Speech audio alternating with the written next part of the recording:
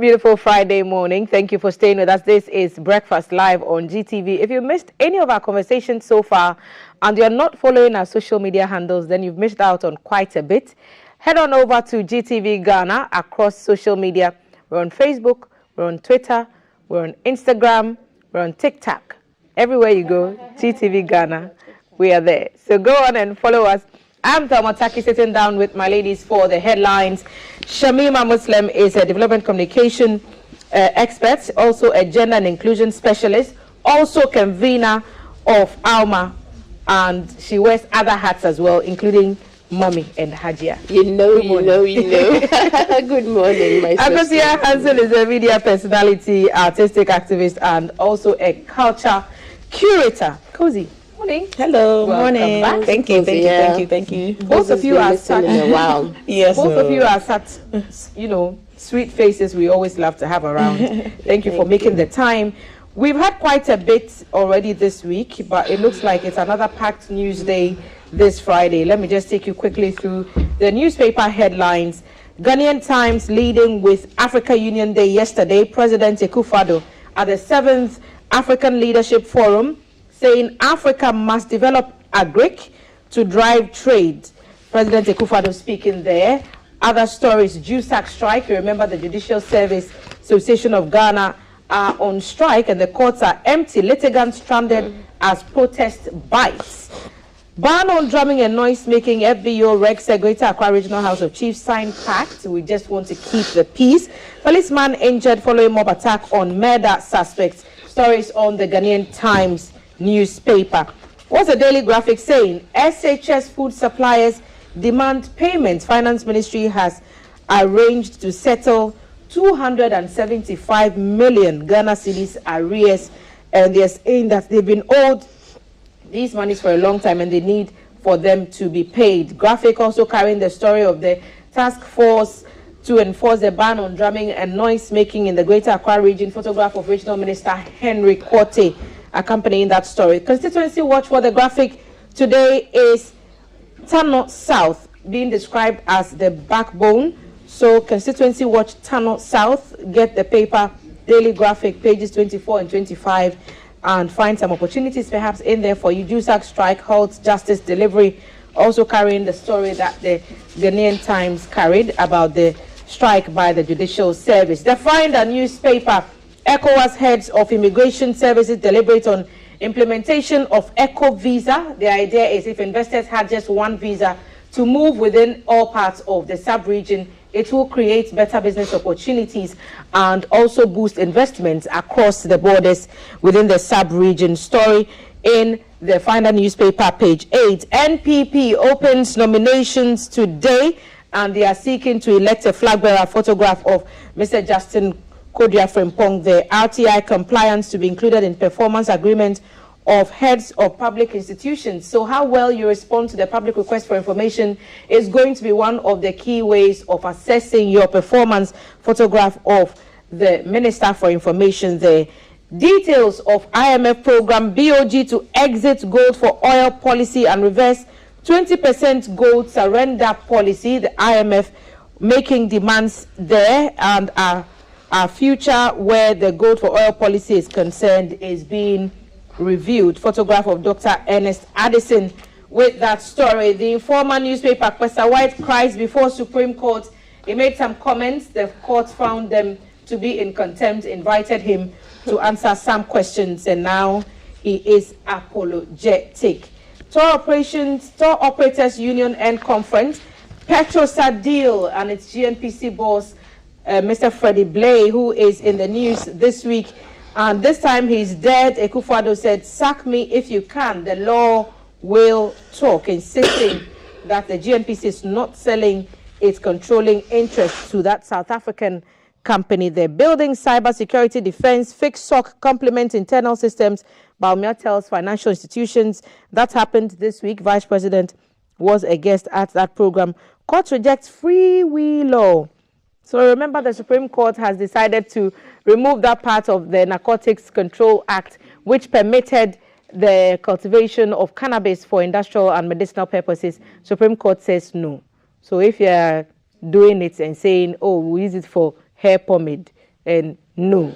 Supreme Court said no. Don't do it, okay? So those are the stories that have dominated the newspaper headlines. The ladies, Shamima and Akosha, at the table. As we always do, I'll start with our thoughts of the day, which some like to call the rant. Shams. Well, so good morning, everybody, and thanks for joining us. And pardon the sound of my voice. I'm nursing a bit of a cold. So yesterday, Thelma, was International Day for the Missing Child.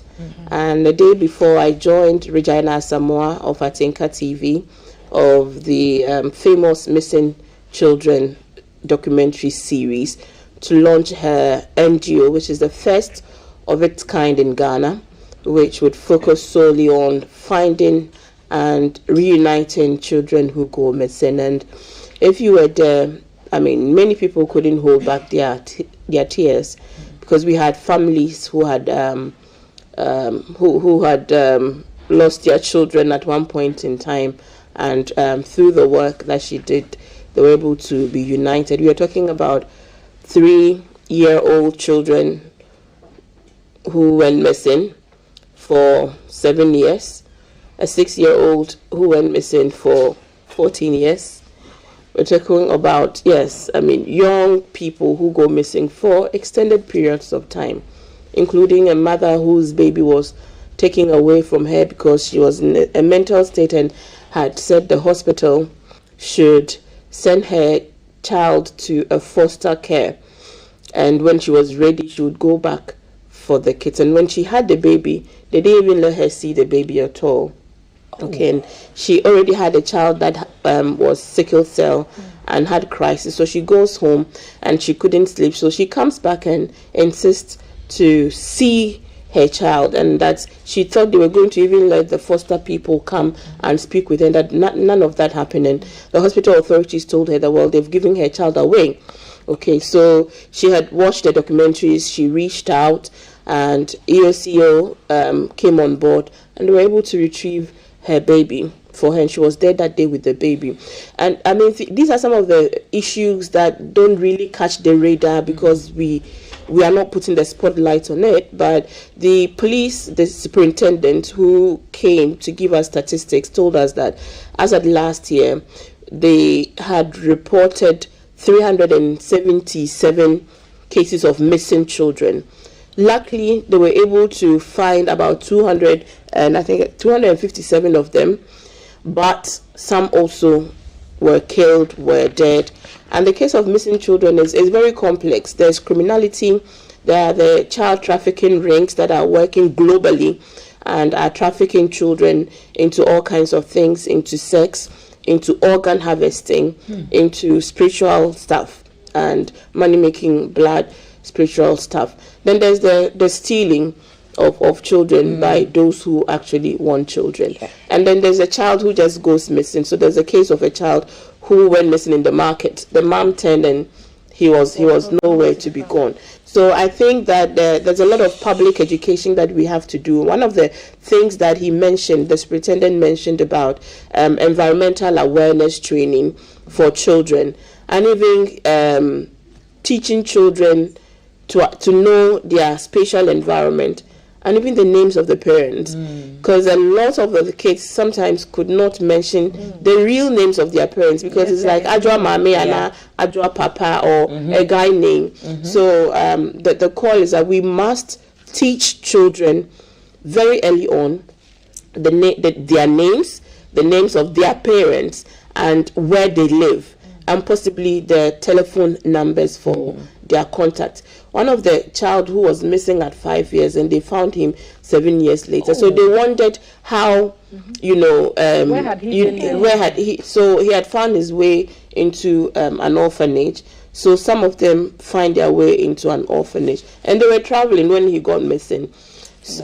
But for a birthmark, they wouldn't have been able to identify the children. So there are such harrowing stories. I mean, imagine you waking up and there's no closure. If you lose your child through death, you know that you lost your child. You know where the remains of the child, lays. But this is a case where you're wondering every day. There was a girl who was jailed 1 year because she was with the child when he went missing. So they thought she had done something to the child, and she was jailed, only for this child to be found later on. There are people who are accused of having used their children for sacrifices and are coming to tell lies that their kids are missing. So that is the situation. Let us highlight the issue and become more safety conscious with regards to our children. Let us also know that there are really bad people out there, and some of them are up to no good, and we as parents have responsibility towards our children. The state also has responsibility towards our children. The issue of foster care and its regulation, where we all know that it is best for a child to grow up within a family setting. There are supposed to be some laws that are promoting foster care, and it actually is happening. But how do we enforce that? How do we identify families that can take these children in so they don't end up in orphanages that have all kinds of problems? Because right now, those are really the receiving areas. Another caution that came up was, if you find a missing child, out of the abundance of the goodness of your heart, do not send that child to your home. Do not send that child to your home, because it is illegal. You must present that child to the nearest police station, and they would involve the various ministries. So we have EOCO working on these issues. We have the Social Welfare Department, we have the Gender Ministry, and even Ministry of Interior, because of the numbers of children that are being brought from across the borders, even within the northern areas and other parts of the country, to the cities, to engage in all kinds of work and child labor, as well as modern day slavery issues. So the issue is very complex. I just want to find out, do we have a system like it exists in other parts of the country where we have a missing children's database, so that if anyone's child is missing, they'll put the photograph of the child, the child's name, and a contact, somebody to call, so that if anyone comes across any missing child, they will refer to that database? It happens in other countries. So we didn't have that, exist? But the police told us that just last year they set up a missing children unit under the cold case unit of the Ghana Police Service. So this is to show that they are committed to really highlighting the issue and, putting focus on it. What Regina also does now, she launched a website which would allow for people to upload photos and details of children who have gone missing, as well as if they have been found. So those are the interventions, and there needs to be collaboration. Okay, I think that the state can't just leave it to individual organizations to deal with these things, because it needs an intersectoral and interagency response to it, and they need to collaborate and share data. And because this data we are given, I'm sure scratches the surface of the problem. I'm sure many, and most of these families were indigent families. They were poor families. They didn't have the resources to pursue their cases until, they had opportunity to call, and Regina was able to unite. And so far, for 2 years, she's been able to unite 200 missing children. 200 missing children So if to the their state families. took it up It's just amazing. and put some more resources in there, you can just imagine. Listen, you can join all our conversations on our WhatsApp number 05555610034 and share perhaps your experiences with us on this matter that is occupying Shamime's mind for International Day of the Missing Child, which fell yesterday. Shams, thank you, and say our congratulations to our good sister for the work that she's doing.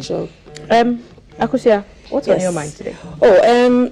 First of all, Shams, the last time I saw Shams was when she was doing the speech before Kamala Harris. And I must say, oh my goodness, Shams, congratulations. You, it was sister. the most Pan-African rousing speech I'd heard. And we came that Friday to talk about you and give you your shouts. But I'm sure you were tired, or you heard it. Well, I didn't hear, but someone told me. Oh my goodness. So I mean, on that note, that Pan-Africanism has been on my mind. Yesterday I watched the interview, really good interview you did, talking about the celebration of AU Day in Mark's the 60th anniversary.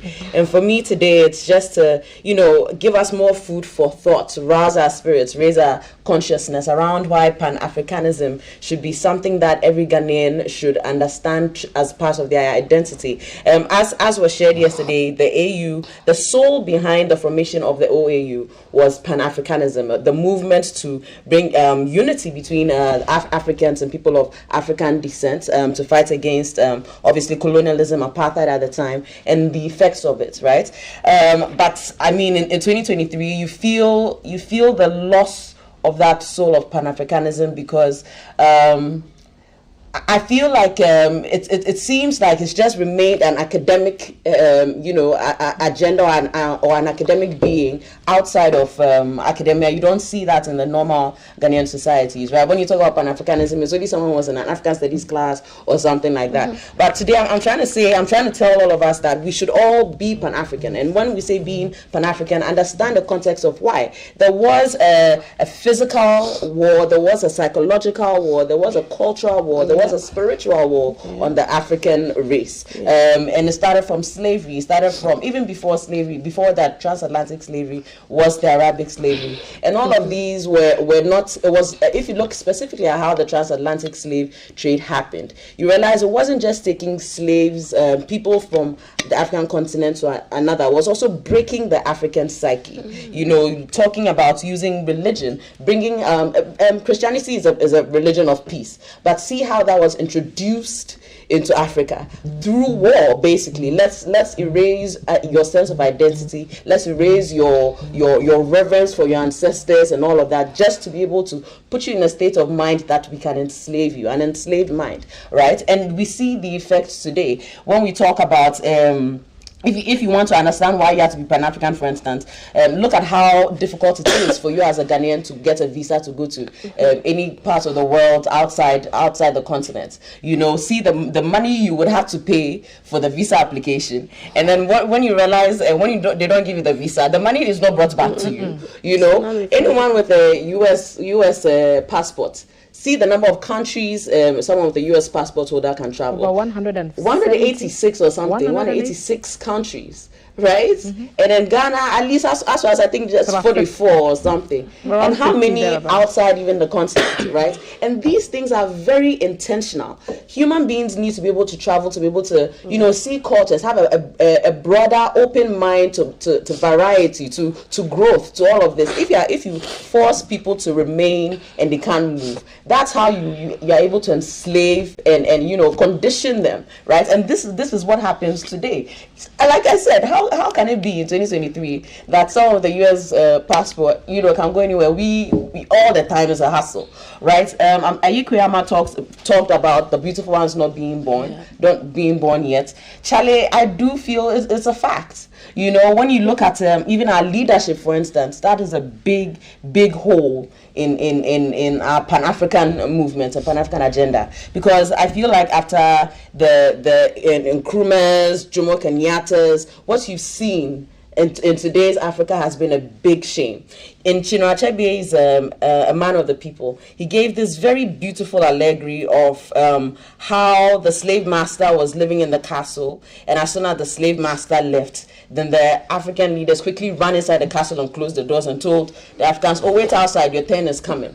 And that's exactly what you see today. And even truth, in fact, the Osu Castle was for a while our seat for for power, and that's just illustrative of the denigration of the idea of Pan-Africanism. And I want us to understand that the freedom of Africans was not something that just ended at independence. Freedom is a continuous work. It's continuous work that needs to be done. And continuous work means that our children being sent to school today need to understand these historical conditions as to why we are here today. Need to understand what has caused the way Ghana's economy is, the deep factors. Of course, there is a mismanagement of anti-African, anti-black leaders we have today. But then obviously the commencement of the breakdown started from slavery and colonialism. Children need to know this. I've seen lately,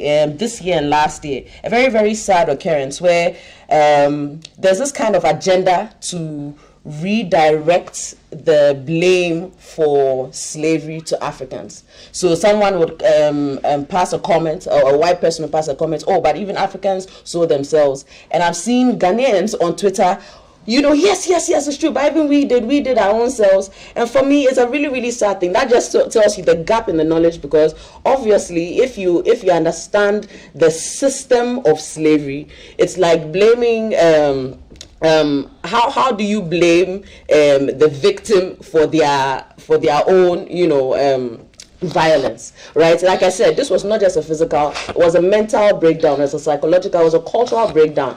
If they tell you that where you are from is demonic, would you want to believe? They break it down, they tell children from this, and you grow up. That's a generation you are seeing today. That all my gods, all my spirituality is all demons. I'm now different. I'm not.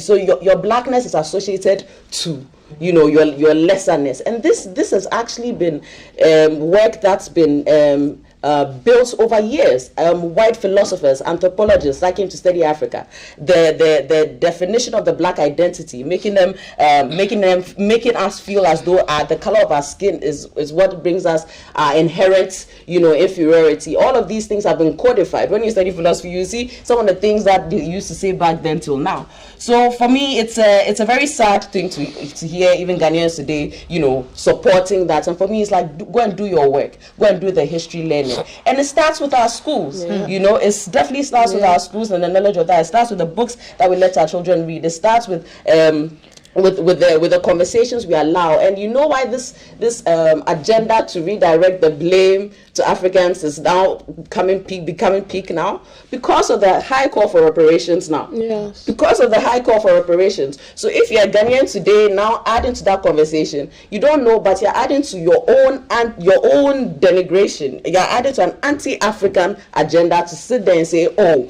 but we did this to ourselves. Because obviously we didn't.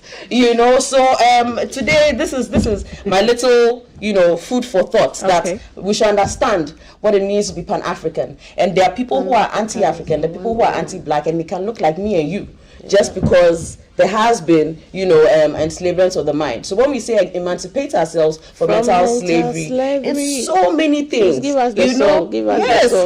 We should play the song. It's so many things. It starts from even knowing your history. It starts for it's also freeing yourself from mental enslavement. Also means looking at the present and using future ideas, the new technologies, how do we free ourselves using the present times? How do we understand the variety of Africans and beings that exist? So many things. Anyway, I'll stop. But yes, thank you so much, Akosua. Your passion for Africa shows through and through. We'll be back to talk about Africa Union Day, but let's make a quick stopover in Cape Coast, where President Akufo-Addo will commission the Elmina Fishing Harbour today to fulfill his campaign promise to the people there. The project will open up fishing activities and also increase the number of canoes at the landing bay. Our correspondent Kofi Sechiama Kobi has joined us on the line, and he'll be sharing some details with us. Kofi, thank you for making the time. I presume that now the construction of the harbour is completed and it's about to be handed over for business. Is that the case? Yes. Good morning, Thelma, and good morning to our viewers. Definitely, that is so. I can tell you that the people, the chiefs and people of Elmina are so elated. Elmina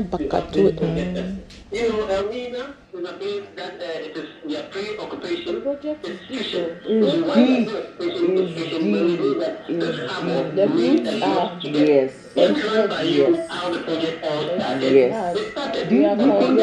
200 years will be enough to wash out the roof? We had 200 years? But you see, it will happen because you see what they cannot do at the time. Yes. Finished with doing the stipulated that.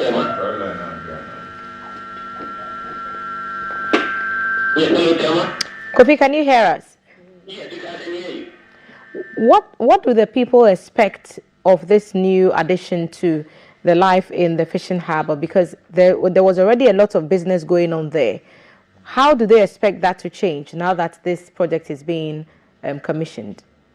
Well, as I speak to some of the people within the Edina enclave, they express their to the government and also for providing this, because it was part of their campaign promise. If you look at the area, let me run by the area. It used to be 2.5, hectares of land that was retrieved from the sea. After the design and layout, the project coordinator increased it to 8.9 hectares. So it's a very big place, as you can see from the shot. So this is what they did. They did 2 breakwater. They also did dredging for the basin. Now they can accommodate a lot of canoes within this enclave. So this means a lot to the people of Edina, because as I just indicated, the preoccupation of the people of Elmina is fishing. If they are doing fishing, where is the fishing harbor? Where do they dock? That is why they have created this harbor, which have sheds. It has auction hall, and it also has a workshop for the fishermen. They also have a fish market, which is very important because most of the time to prevent post-harvest losses, where do they take their fishes to? Indeed, the fish market will also serve as a point where people can come and then buy their fish, and also they have a storage facility. So this is a project that means a lot for the cheese and people of Edina because of their preoccupation, which is mainly fishing.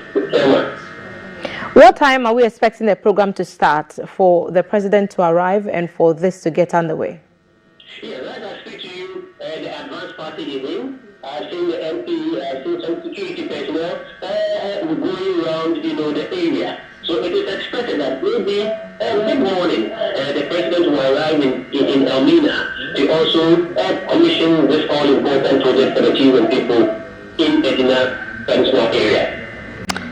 Kofi, thank you. We'll connect with you again sometime later on our news platforms, and then we'll get a feel of what would be the latest information at that time. Thank you for the time. All right, thank you very much.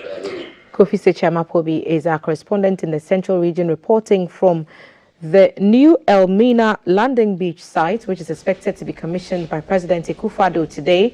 The people of Edina obviously very excited at the potential that this project brings.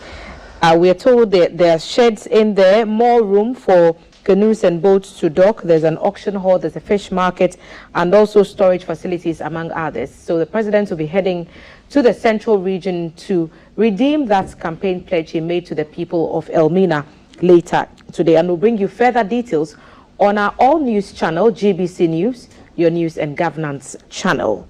Ladies, Shamima and Akosia back at the table. Yeah. We've talked about the International Day of the Missing Child and also about Pan-Africanism. And now we've talked about this project that is going to be unveiled commissioned for the people of Elmina, or the people who work at that Elmina landing beach site. But more stories in the newspapers. Yesterday was Africa Union Day. President Akufo-Addo at a leadership forum, the 7th African Leadership Forum, said Africa must develop agric to drive trade. So it's almost like a carry on from the conversation that Akosia was having about how Africa can look within and begin to, produce enough to feed its people. And the president is saying Africa must develop. Whose responsibility is it? I've heard people say it's a leadership thing. I've heard people also say the citizens, individuals must take their own steps to ensure that they do some of these things for themselves. So private sector being encouraged more and more to get into the space as well. What are your thoughts on the president's suggestion in general, and then Africa Union Day and our celebration? Well, so congratulations to Africa.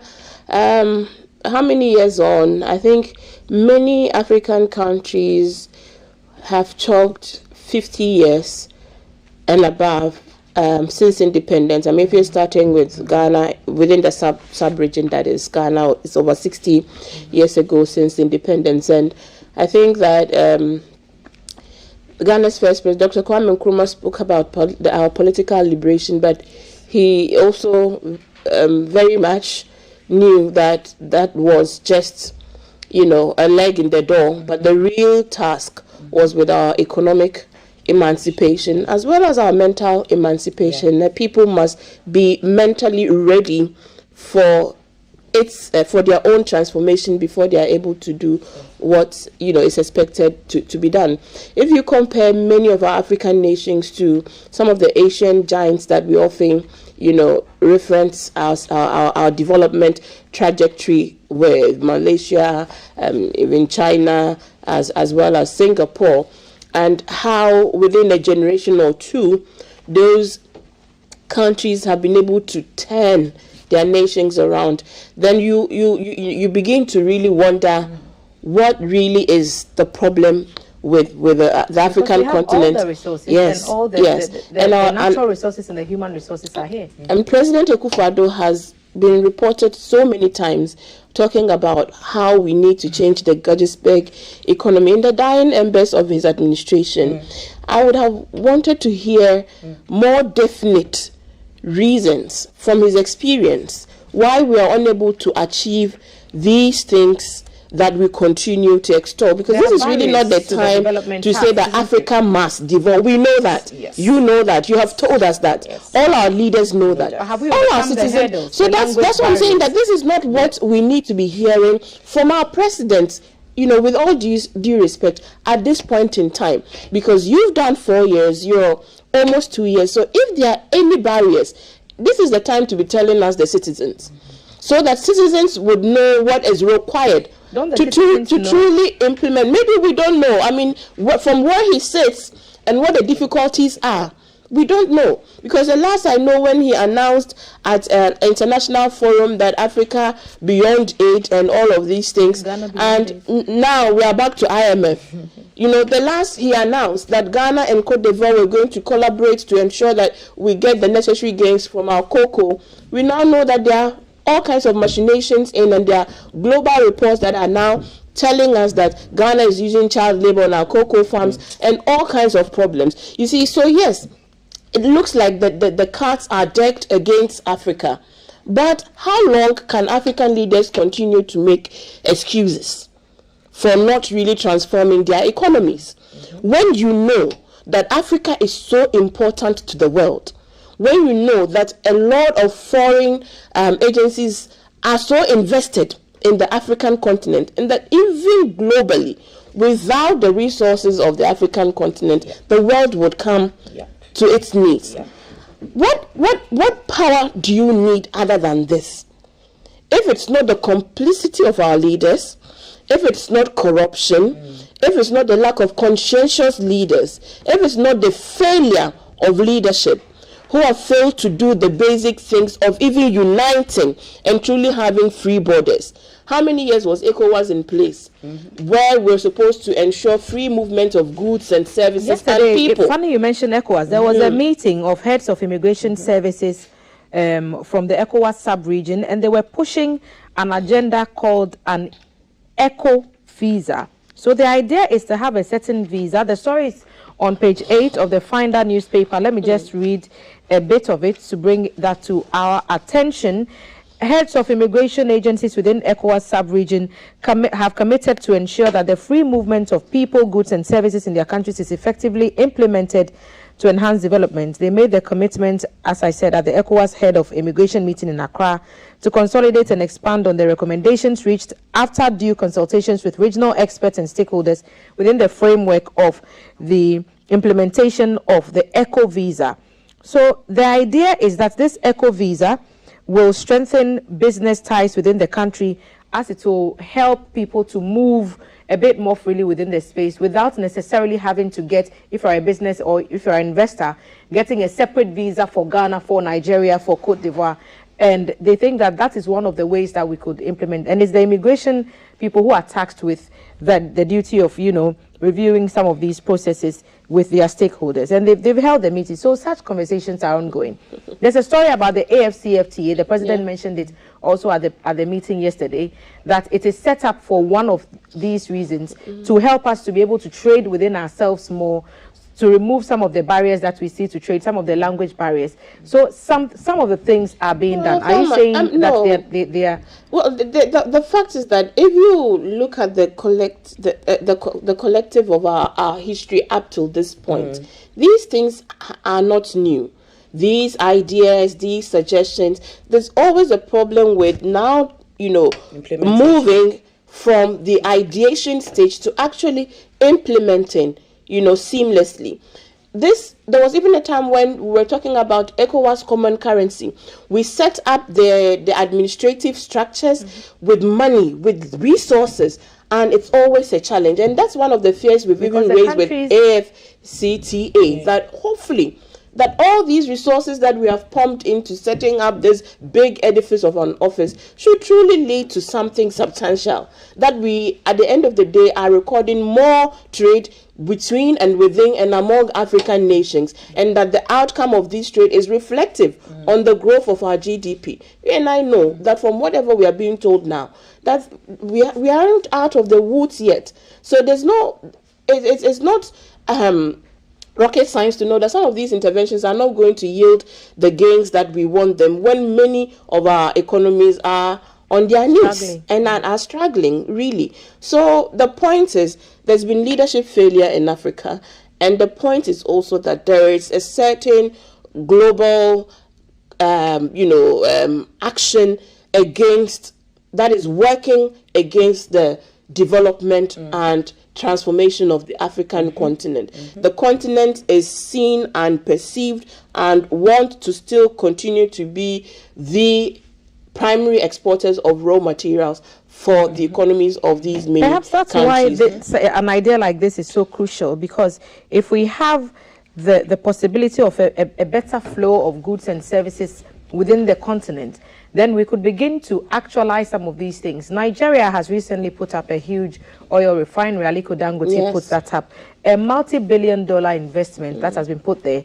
It has capacity to even, do more than what perhaps Nigeria could produce in a day. It means that if we have such collaborations, Ghana could benefit from some of those things. Other countries could benefit. Nigeria could sell some of its oil to Ghana without us having to export it from Ukraine and Russia.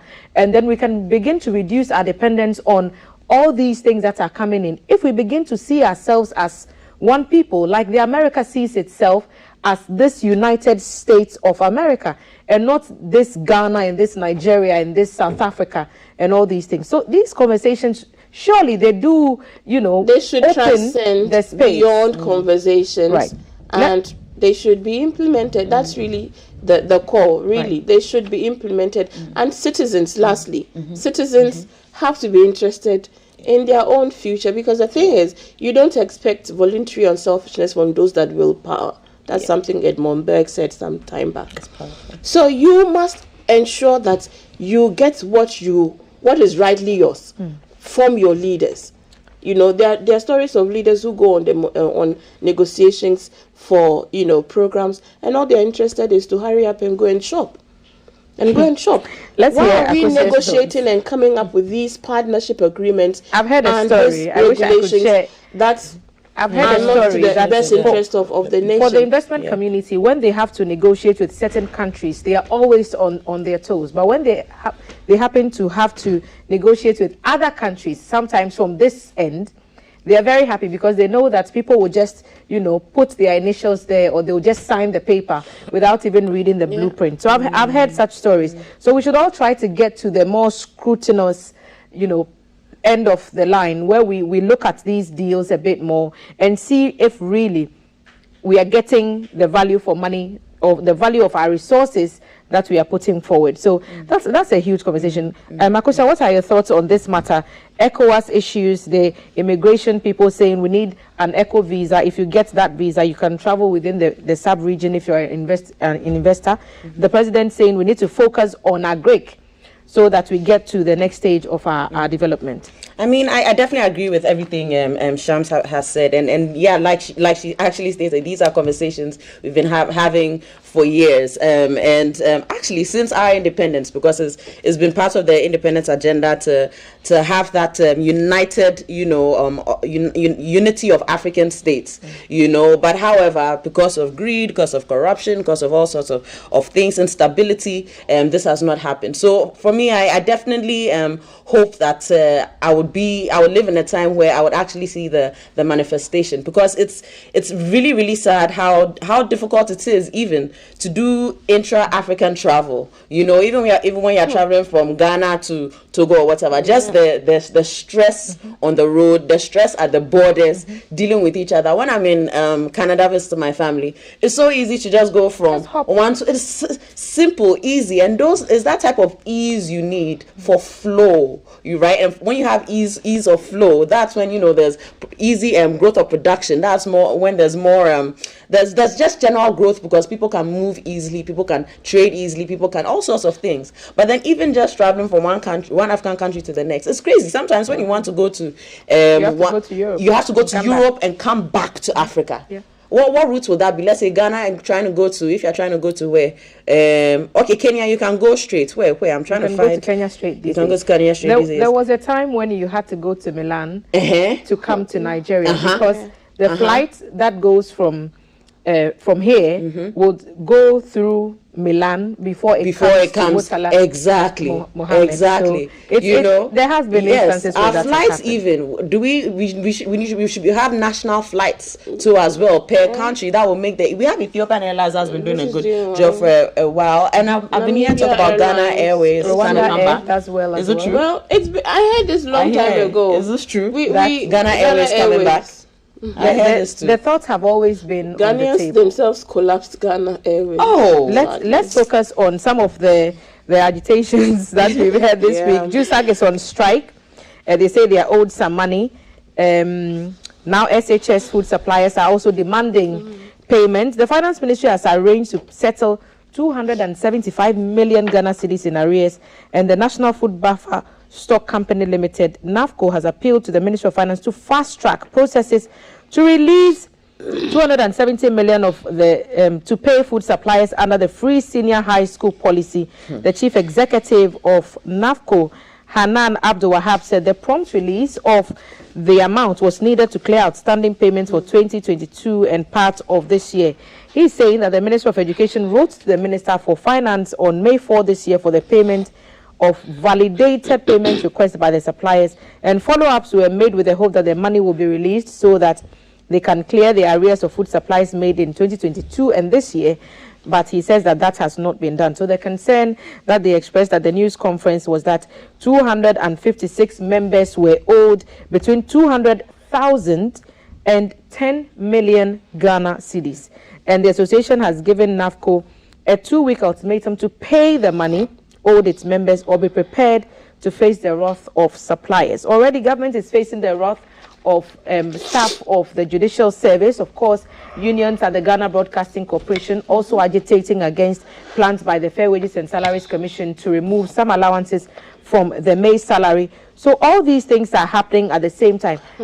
Do I get a sense that now that the IMF money has arrived, everybody wants to collect their debts before anything Can else you happens? blame anyone? I mean, times are tough. I mean, unprecedented levels of hardships and despondency from every level, from every class of citizen, apart from those who are feeding fat on the collective misery of the rest of us.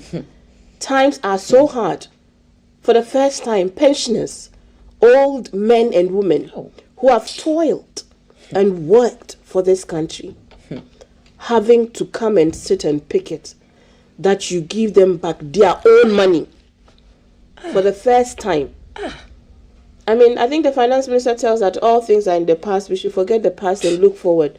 But then again, we are told that this IMF, this first drawdown, is like a drop in the ocean. Even the entire 3 billion or so deal will still be a drop in the ocean, given the levels of indebtedness of this country. Everywhere, labor agitations, people who have worked, demanding their rights. Properly so. Because when you ask people to tighten their belts and they see your waist-side expanding, it's unfair. And when we look around and we see the sheer levels of wastage, that cannot be right. Akusha, before you join I don't know whether the finance minister will be able to resolve all of these matters, but by all means, it seems the only language government hears is the language of protest. that when you protest, they would hear you. Sadly, is the case of the school feeding women. Yes. These women, most of them are the heads of their homes. They are the primary providers of their families. These women go and borrow to cook for our children. And for months, how do you intend, this morning I was listening to she said that she doesn't want to die and leave her children. But the stress is just too much. I was brought to near tears hearing her story. It's not right. Let's pick a few of your thoughts. 05555610034, and some of you have been commenting on some of the issues we've discussed already, including the rant of the ladies.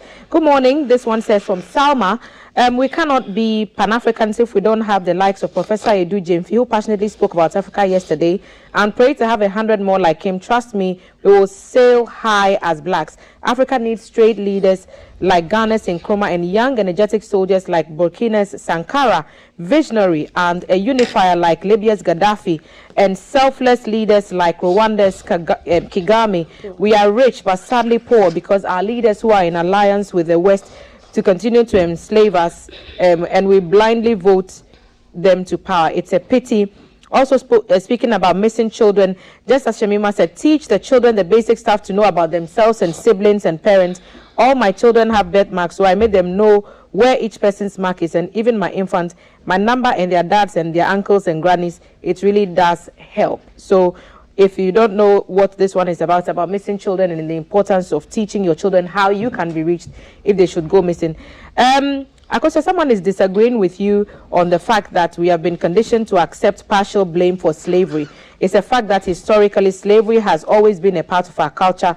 Wars were fought because certain tribes wanted to profit from slavery. Indeed, there are families along the coast whose fortunes were built from the benefits of slavery. Mental emancipation starts from within. Center starts from Latebio Koshi.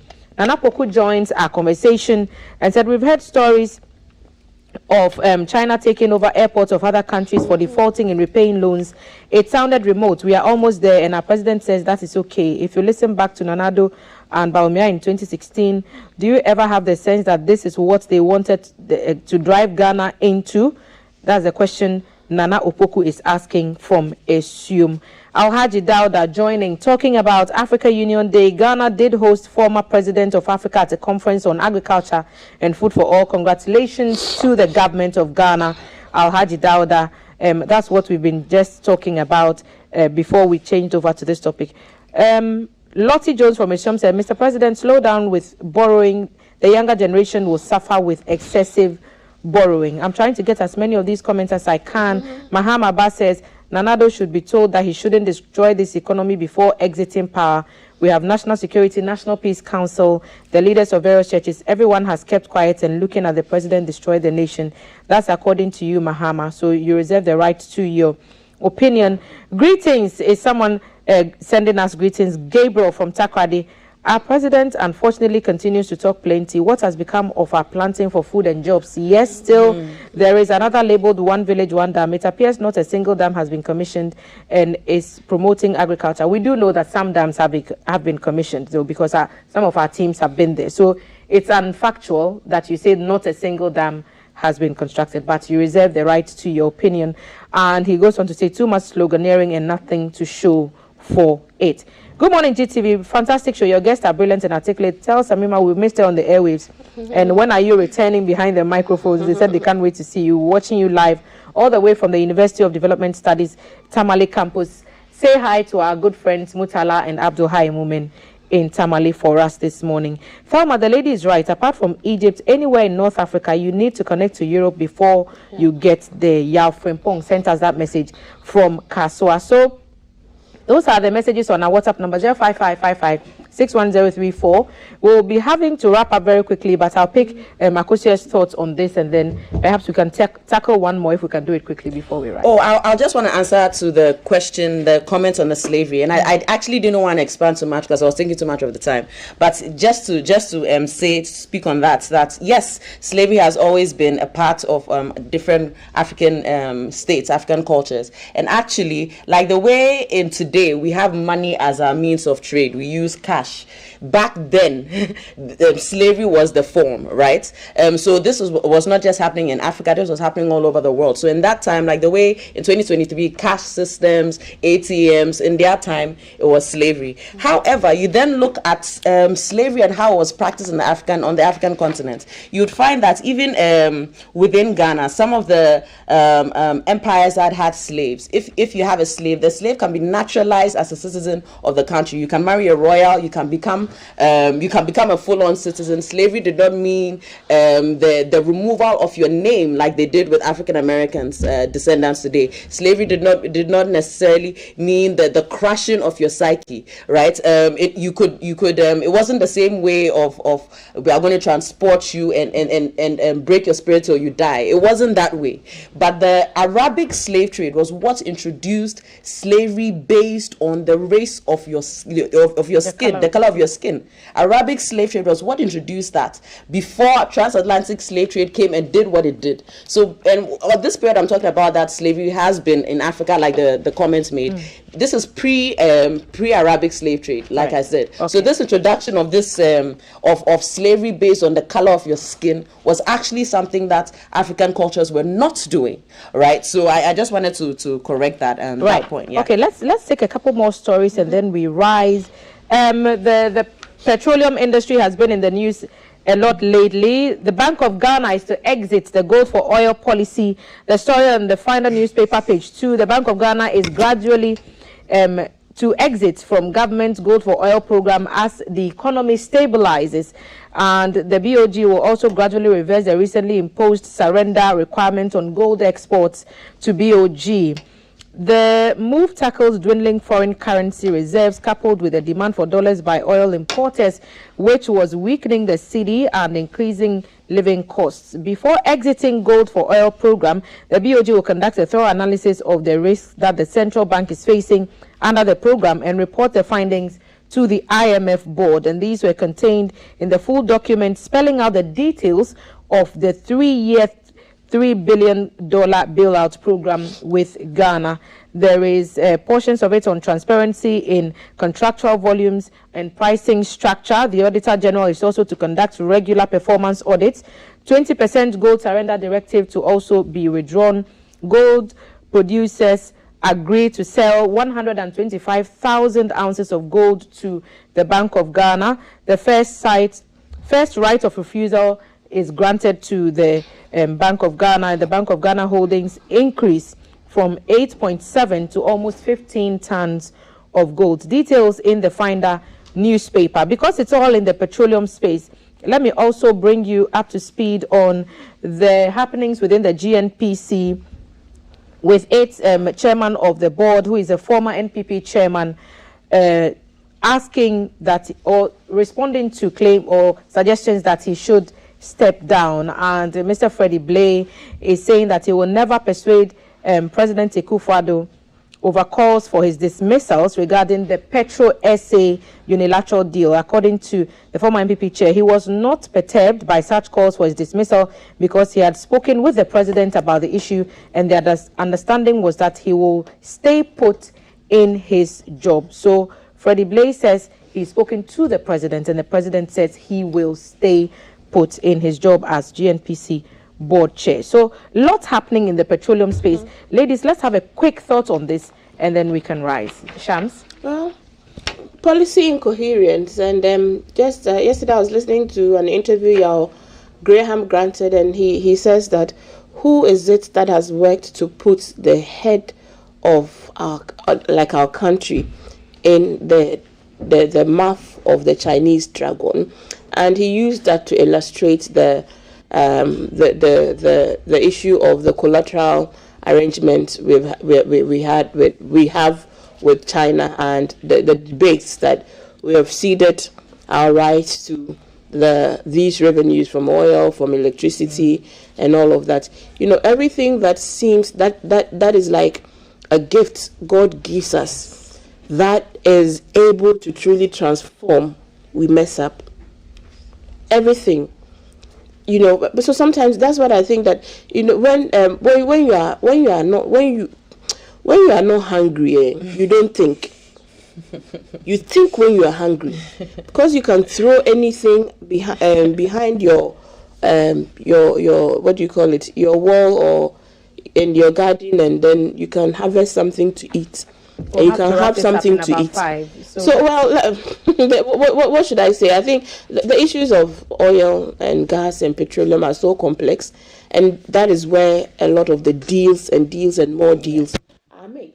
And we all know it, the politicians know it, they are always cutting deals. At the end of the day, it's always the country that is shortchanged. There's always something to be found in these things. And the way that we are so incoherent with our policies, we touch this, touch and go, and there's never any accountability. There's never. It was meant to give us some respite when there was a need, according to what we were told. Please, but for the IMF conditionalities, would we be told that, is it not because of the IMF issues that we are now saying that we are reviewing or will review? But it's because of all of those things. Asking the CSOs who are calling for a probe or for better information on this Petrosa deal with GNPC. That's not the IMF. So it's not always the IMF asking. No, we're talking about the specific matter of the gold for oil. That's what you said. I'm saying that sometimes it is not because of the abundance of our, our accountability ethos that we do these things, and even that we never really as citizens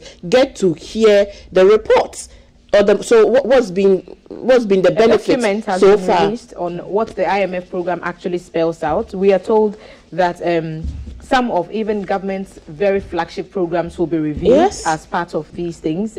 Conversations about the free SHS has also come up in there. But perhaps I'll give you also your final opportunity to speak. As final words before we go, or on this specific issue, and the GNPC. Yeah, I mean, I don't think there's much I can add. I'll just say that these matters are always complex, right? And our leaders are actually the ones who are supposed to be the caretakers and holders of these resources that we have, our oil, our gold, all of these things. However, I mean, past demonstrations show you that those are the bankers for them. Those are the cash cows, and the cash cows, and as they pursue the cash in these cash cows, we the citizens are the ones that are shortchanged, because those places, those are resources, our oil and our gold and all of that are the spaces where we can actually, because these are natural resources we have, this is where we can actually, generate enough wealth for the whole country. But unfortunately, because people who are anti-African or anti-Ghanaian